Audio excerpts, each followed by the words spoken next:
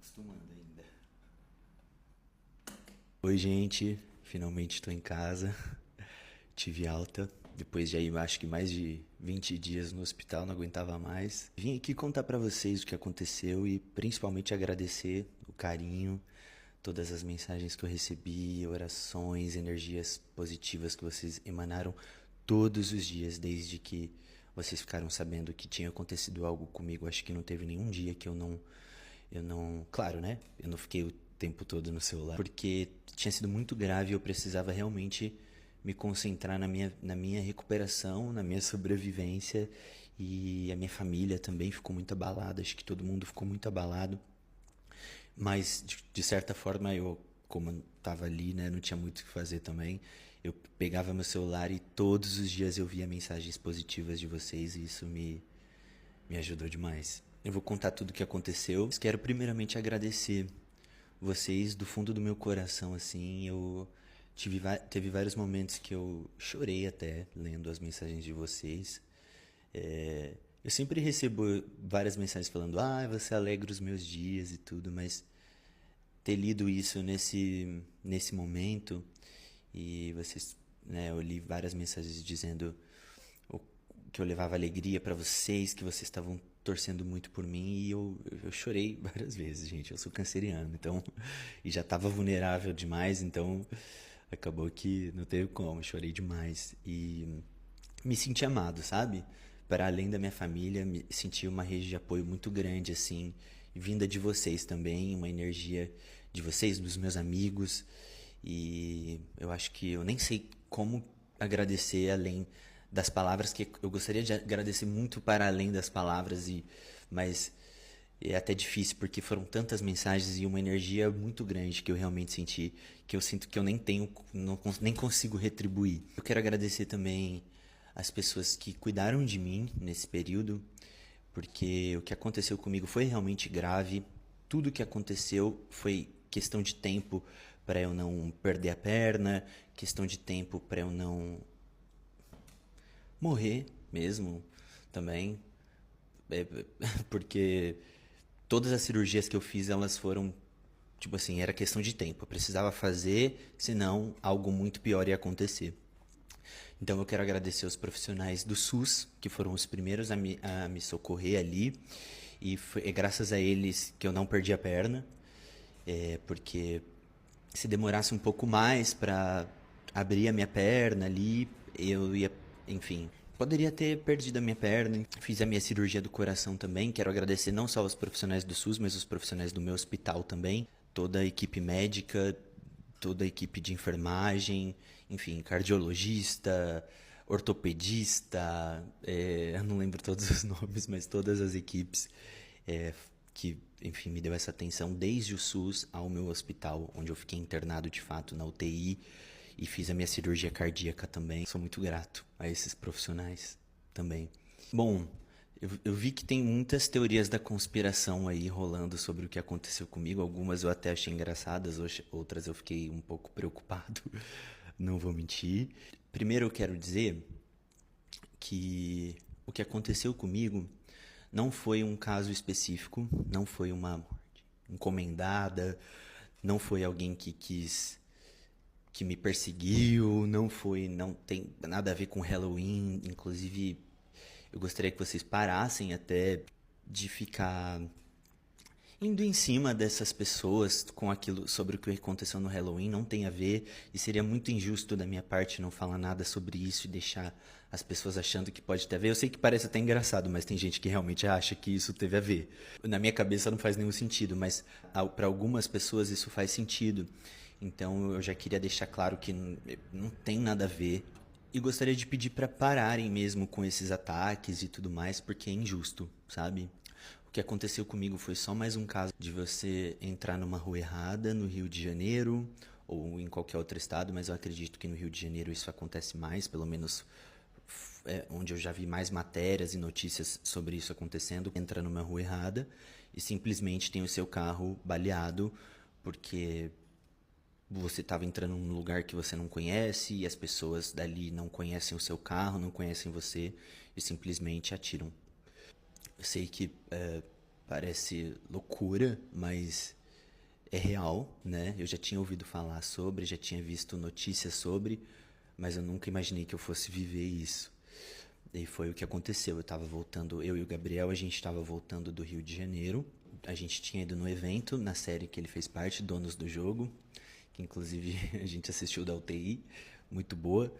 E aí ele fez parte, a gente estava muito feliz, mas a gente precisava voltar para São Paulo. Tinha mais de um trabalho em São Paulo nesse mesmo final de semana, com marcas parceiras, enfim, que eu pretendo retomar esses trabalhos assim que eu puder.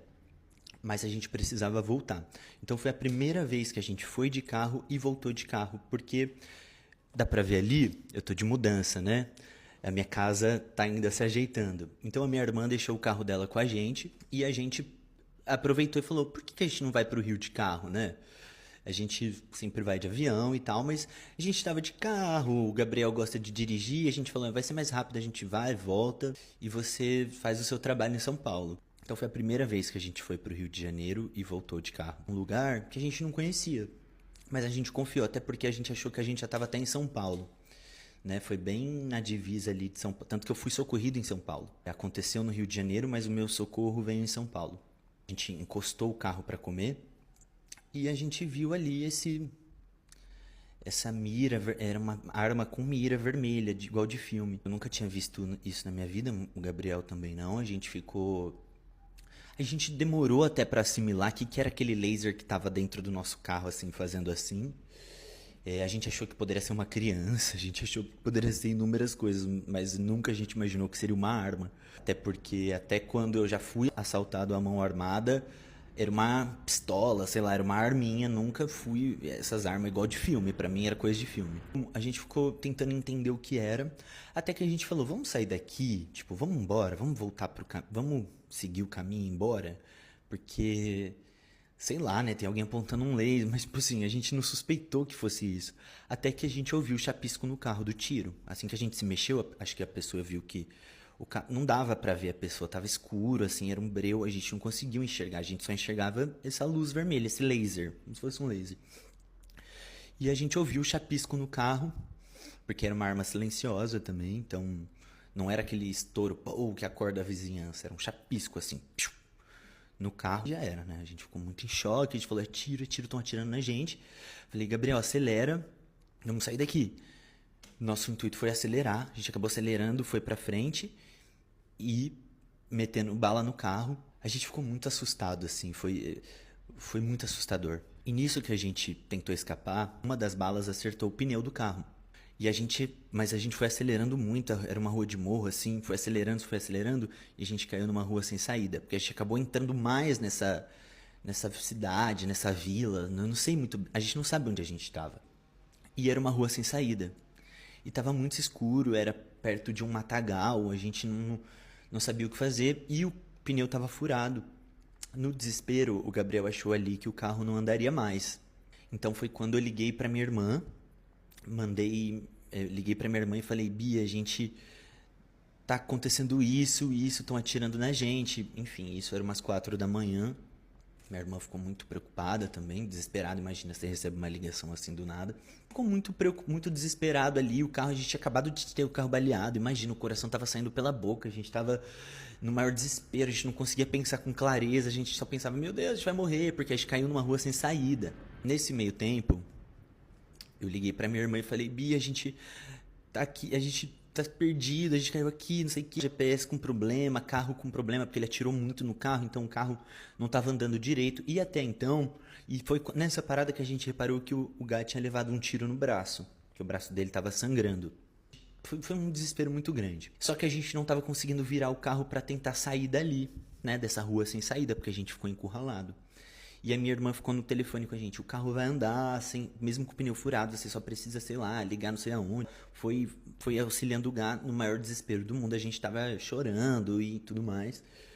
E aí o Gá conseguiu virar o carro, com muita dificuldade, assim, porque era uma rua estreita e precisava fazer uma curva pequenininha assim. Nisso que a gente virou o carro, a gente viu ele vindo na nossa direção, de novo, com o laser. E aí a gente começou a chorar, a gente achou que a gente ia morrer, a gente ficou desesperado. Só que a gente não viu ele, né? A gente via a penumbra dele, porque tava escuro, era um lugar escuro. E a gente caiu num lugar mais escuro ainda, meio que no meio do mato, assim. Foi muito desesperador. A gente viu ele vindo na nossa direção e eu falei, Gá, ou a gente vai morrer aqui parado, porque ele vai chegar e vai pipocar o nosso carro e a gente vai morrer, ou a gente morre tentando sair, que é acelerando pra cima dele, em direção a ele. Falei, Gá, acelera, bora, vambora.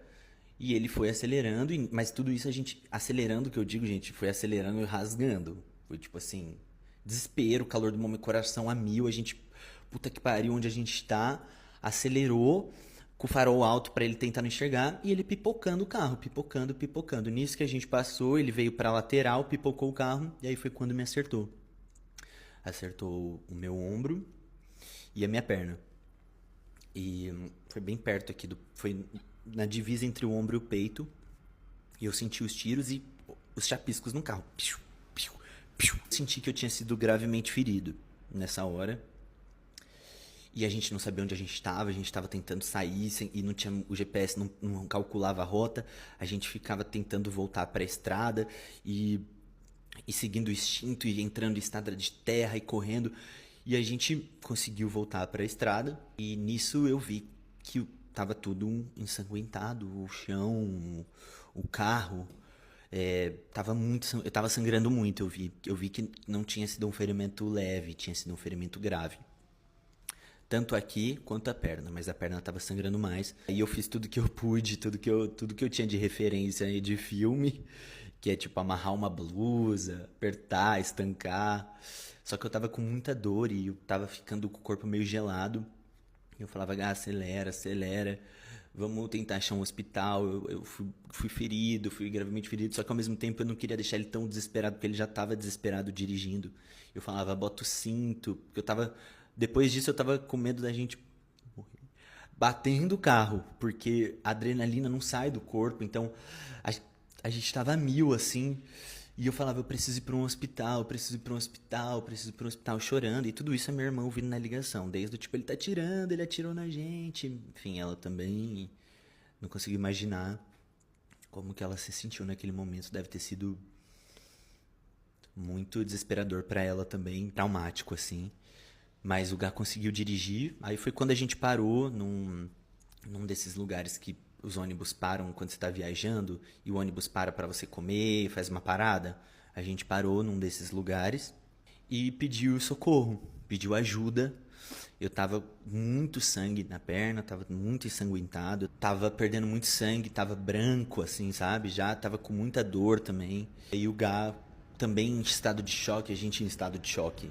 Aí a gente conseguiu falar com a polícia de São Paulo, né? Porque já era São Paulo, então a gente tinha que falar com a polícia de São Paulo. Porque o lugar onde aconteceu era Rio, final do Rio, mas esse pequeno tempo que então era muito divisa, sabe? O pequeno tempo que a gente fez para conseguir pedir socorro já era São Paulo. Então a gente teve que falar com a polícia de São Paulo e também com a ambulância. A gente pediu socorro para as pessoas ligarem, pedirem socorro pra gente. Teve essas pessoas que ajudou a gente também. Inclusive, obrigado. E aí eu fui socorrido e fui para um hospital público, que eu falei para vocês. E foi quando, chegando lá, no hospital, a gente descobriu que o tiro que o Gá tinha tomado, ele não tinha sido tão grave, graças aos músculos dele. Brincadeira, mas a gente brinca que sim, porque foi bem no bíceps. O tiro, claro que é grave, mas não pegou nada que pudesse prejudicar ou deixar alguma sequela, assim. E aí descobrimos que a minha perna, o tiro tinha atravessado a minha panturrilha e saído pela... Eu tive uma fratura exposta. E o daqui até então não tinha pego nada além de músculo. Só que quando a gente fez raio-x e fez ressonância, descobriu que, além do tiro que eu tive aqui, eu tava com um estilhaço da bala dentro do coração. E isso foi o mais grave. Eu tava achando que o mais grave era a fratura exposta da perna, porque era o que tava doendo mais, sangrando mais, era o que precisava operar ali na hora. Mas eu descobri que eu tava com um estilhaço da bala dentro do coração. O que é um estilhaço da bala?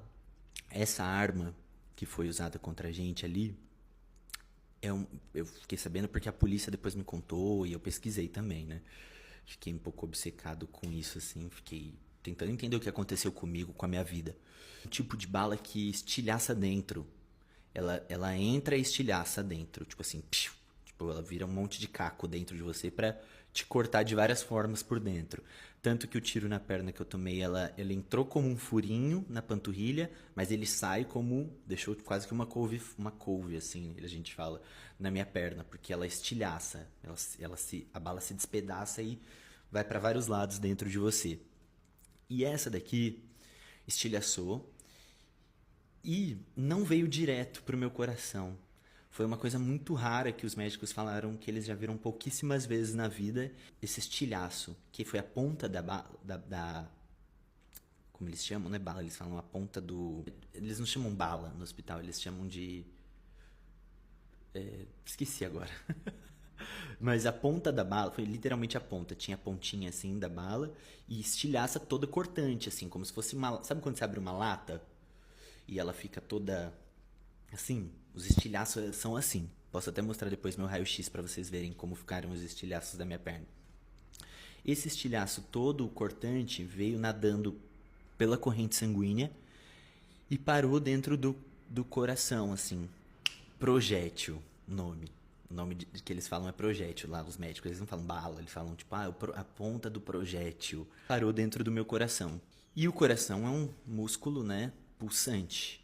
A qualquer momento, ou podia me rasgar o coração, ou mandar através da corrente sanguínea pro pulmão, me rasgar e eu ter minutos de vida. Porque aí se rasga alguma coisa assim importante, às vezes você só tem poucos minutos de vida e morre mesmo.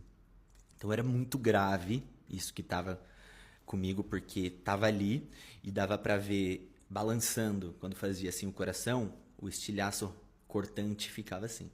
Por isso que os médicos dizem que é um milagre. Já foi um milagre esse estilhaço ter chegado no meu coração sem ter rasgado nada. Poder ter rasgado alguma parte importante interna do corpo e eu ter tido uma hemorragia interna e ter ido com Deus mesmo. Como eu falei, era uma coisa tão rara que eles precisaram fazer uma reunião, entender ali o que estava acontecendo. Nesse meio tempo, a minha perna estava cada vez mais inchada e parando de chegar sangue. Então eu precisava urgentemente operar a perna, como se fosse tirar umas lascas assim, para o sangue conseguir correr, porque o sangue não estava conseguindo chegar. Então estava correndo o risco de perder a perna. Então esse médico do SUS falou, vamos operar a perna dele, e é isso. Fiquei um tempo internado lá, mas consegui vir direto para São Paulo, para o meu hospital mesmo, que é o que eu sempre vou e tudo mais.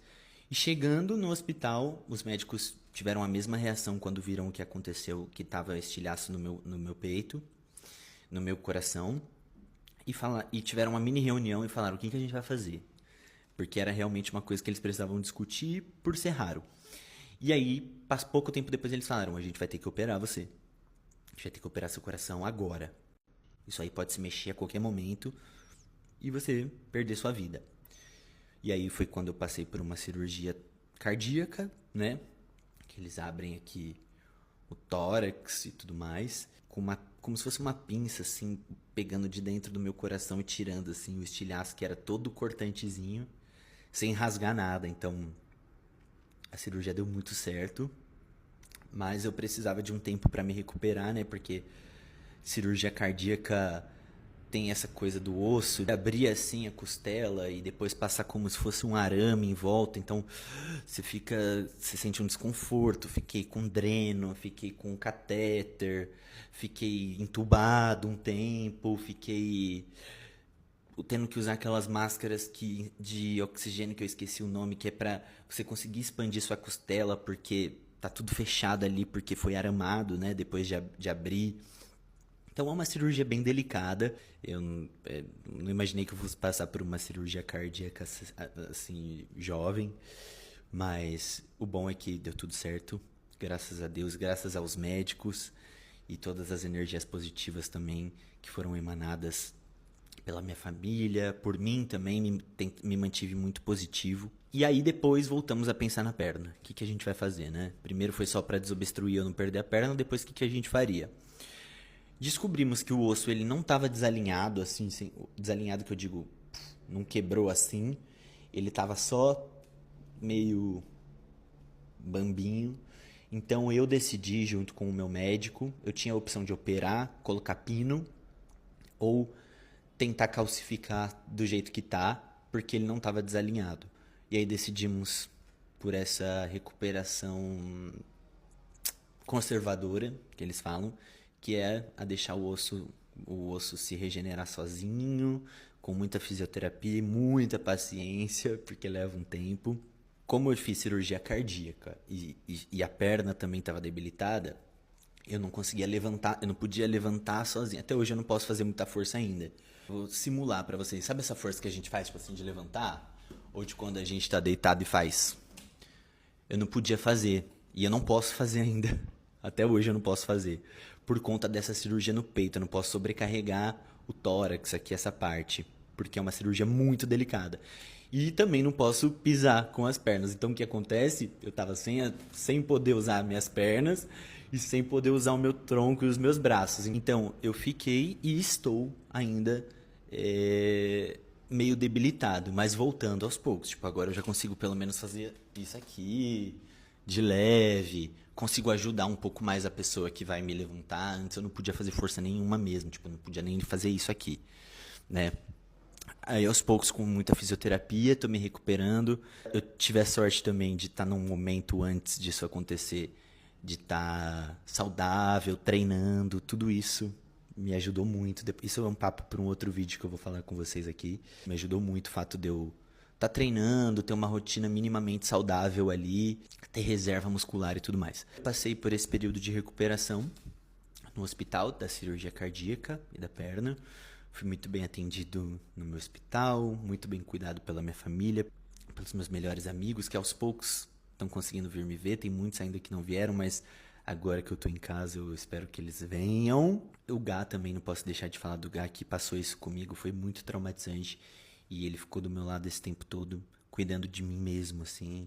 Nunca imaginei que eu fosse viver, sei lá, ter que sentar numa cadeirinha higiênica pra usar o banheiro, tipo, pra cagar e, tipo, o meu namorado ter que me ver numa situação dessa.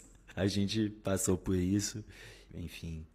Eu não tenho também como agradecer o Gá por ele ter cuidado tanto de mim, assim, mesmo estando também num momento vulnerável, porque ele também passou por isso. Ele não saiu do meu lado nem um minuto, ele tá aqui ainda em casa. E é isso. E quero dizer que aos poucos eu vou voltando aqui pras redes e tudo mais, até porque eu sinto muita saudade de falar com vocês diariamente. Vou mostrar um pouquinho da minha recuperação também, para vocês saberem que eu tô bem. Por exemplo, eu tenho físio já já, mas ela não chegou ainda, mas vai chegar já já. Tenho fisioterapia e estou fazendo uma alimentação específica para minha recuperação.